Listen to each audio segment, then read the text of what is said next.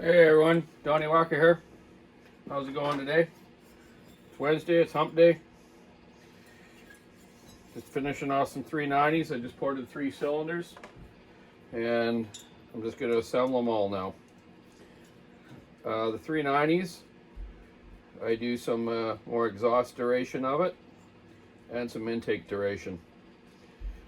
I do leave the gasket in because I like the way the squish is on this saw. I've done hundreds and hundreds of 385s and 390s.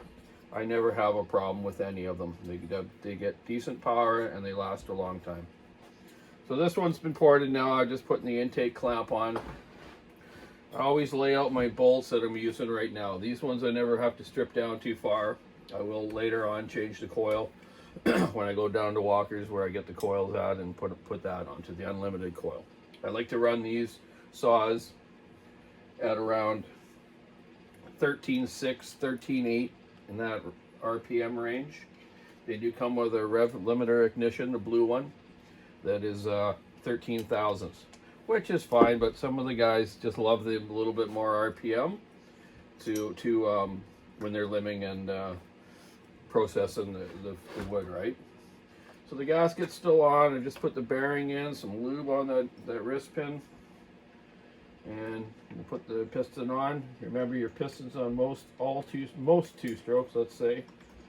The arrow on the piston is not there for archery, it's there to point towards the exhaust.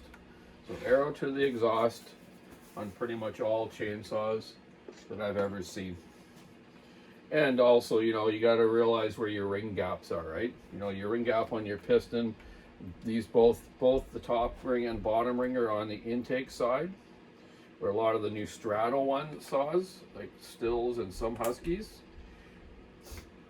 the the top ring gland or ring post gap is on just by the exhaust port. So you got to watch you don't port your exhaust port too wide or a ring will catch. I've had one do that. It was a 661 I sent to some fella. So then I was like, oh man, how did I miss that? Anyways, that's what you want to look for. You know, then most ones with one ring are on the intake side as well. So I've got my piston on, my carb boot on. Now I'm going to put a little oil on this piston and get it lubed up and get it ready for assembly. A lot of people ask me what the torque is on a cylinder. Well, it's roughly around 9 to 10 Newton meters, which is around 85 inch-pounds, 85 to 90, I believe. I have a nice snap-on gauge here. I will set this one and we'll just see where it's at. I do them by hand. I do so many of them, man, and I've done so many. I don't really usually need a torque wrench, but you know what? Today I'm going to use it just because. I asked a Swedish engineer one time, what's the torque on a cylinder on the saw? Oh, I don't know. Just tighten it up by hand with a good wrench, and you know, away you go. So, anyways. There is in Still service books and some Husky ones, some of their old shop manuals never said anything like that about that. So get your ring gaps set there properly. Get your cylinder clamp or your piston clamp, I should say, ring compressor, I should say. That was a hard one, eh? Ring compressor, get it on there, and just give it a sec here.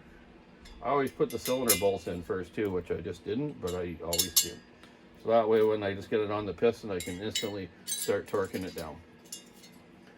These saws are going to go to the Netherlands, to Mr. Van Vokel, JF. I've done other saws for him in the past. I guess it's cheaper here to buy saws and have them shipped direct there to Europe than it is to buy them in Europe. Canada is one of the least expensive places for saws. Actually, into the US is, but Australia, New Zealand, England, those places, saws are quite a bit more expensive. Okay, the ring compressor's on, cylinder bolts are in, the carb boot's on. Simply put the cylinder on top here. I use my fingers underneath the piston and my thumb to push down. Wham, it's on. Never break rings. don't have that problem. Okay, get your Allen wrench here, push the cylinder down, line up the holes with the bolts to the gasket. Make sure your gasket didn't get ripped when you took it apart. These ones didn't, so I'm all good to go. Sometimes I do rip them, so I have to put a new one in, and it works out okay. 390s are going to be deleted here in Canada pretty soon. I think my brother is getting one more batch of these, or already did. I think last time he bought about 40 or 50 of them, so you could always check if he has any left. No heated versions though, all non-heat, which is kind of a shame. Okay, get them all four corners kind of snug down. Then you can put your torque wrench on with your 4mm Allen, and let's check it out. That one almost to the click. That one almost. Just do it a couple times, back and forth, right? Cross tightening. Okay. Okay. That's 85 inch-pounds.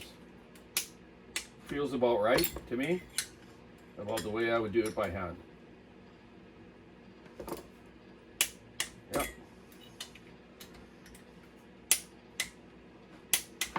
Okay. Rotate it up and down, make sure you're okay. Lovely. Install the spark plug back in. Compression release back in. I have like 3 or 4 ratchets here so I don't have to change the sockets all the time. 5/8 one for the new small 10mm spark plug. A 3/4 inch one for the regular 14mm spark plugs. And my 13mm for the compression release. Okay. Get our little grommet back on top. So yeah, on these, you know, the 385 was a great saw. We ran them for years in the bush here with a little problem. When the 390s did first show up and come out, we had some issues with top covers vibrating loose, nuts and bolts coming loose. It's like they didn't like balance the crankshaft for the bigger top end. You know, it's something people got to think about when you even doing engine mods. Is like, you know, these are all balanced at a certain, what they call a bob weight, or a percentage of the balancing when it's all together. My dad used to balance some crankshaft for some saws. He used to do some 394s, which really didn't need them, but some guys were so picky with their hands, he made them smoother, and it made them more powerful as well. So I believe that's some of the reason why they vibrate a little differently, and your top screws and stuff would strip out in the top, okay, and the dog bolts would come loose. That's just my theory. Okay, so cylinder's on. Put our carb on. Just going to go over some of the new carburetors on the 395, 585, 372, and yes, the new 390 here. There's a certain serial number. I'm not sure exactly where the brake is, but for some reason, I'm not sure what they've done to the carb, if anything, but they do have a different adjuster now for the carburetor. Here's your typical Husqvarna, Poodland, weed eater type adjuster, inner spline one. This is the newer one. This one you can still use the old one on, but some of the new saws now come with a little bit different adjustments. So now you gotta buy another one of these. They're not available yet on Amazon. So sorry out there, but you'll have to get hold of your Husqvarna dealer and they'll give you a part number for it, and hopefully you can order it from them. Some of the factories, I know not some of them, Husqvarna, they would only sell us like 4 of these a year. They didn't want people having them and richening their saws up and pollute the air, which is, I guess, okay because of EPA laws and pollution, but it was a pain in the butt. Some of them would come too lean and you needed to adjust them, especially little Poodlands and weed eaters, to actually even get them to run. You know, so you can buy them on Amazon, as many as you want, but from a Husqvarna dealer, they're very hard to get. So for the older ones, these ones, you can go on Amazon and buy them every day. So there you go. That's where you want to get those. The carburetor itself here, I've just checked a second ago, is set at 1.5 on each, on the low and the high. But you know what? After I've poured it in and changed that coil, you want to check it with a tachometer. Like I say, I get these to idle properly, get the response on the low properly, and then I'll adjust the high. Don't know exactly what that number is, but maybe I'll write that down next time I tune one. Maybe this one. Okay, make sure the throttle cable's on good, your choke's on, your line's on, your pulse line, your fuel line. Carburetor's tight. This one's good to go. We got our rubber sleeve here to put in. And there we go. So yeah, the 390s, you know, are going to be not around anymore. Some fellow actually earlier on Facebook was talking about 585s. You know, a lot of people aren't talking about them. But you know what? They got an adjustable carburetor. They do have a rev limiter ignition, so they're not a computerized saw. But you really can't adjust the carburetor much. I've turned them each way on the high and the low. It doesn't really affect it much. But you definitely don't want to get it past a certain RPM and turn the high in, or you're not going to get any more RPM. It'll just run leaner. So just be careful with that, okay? I forget what the exact spec is, but I'll get that to you one day on the RPM spec. These ones I'm not going to put a mod muffler on right now. They do it at the Walkers. So all I do is port them now and put them together.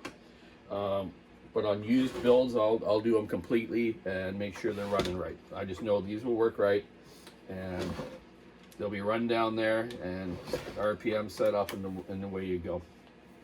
So yeah, there's one 390 done. I got 2 other cylinders sitting here. So I'll put this one aside and grab another one and assemble them. So I'll have these 3 done today, and then get on to some more. I'm gonna try to do a 572 today too, and probably an MS400. Beautiful morning out there today. It was super sunny. It was just nice, you know. Spring's in the air. Flowers are starting to grow. So get your lawnmowers all ready and your trimmers. If you haven't, get them tuned up or tune them up yourself. Need any help with that, just give me a comment. I don't like working on lawnmowers anymore, or trimmers. I've worked on thousands of those things, but I just do my own and help friends with them if they need some information. Anyways, keep your saw under it, stick your ash rubber in the road. Just got to get back to work here. Shelly's making me some lunch upstairs. Thanks, honey. And we'll probably see you later or tomorrow. Have a great hump day. Take care. Bye now.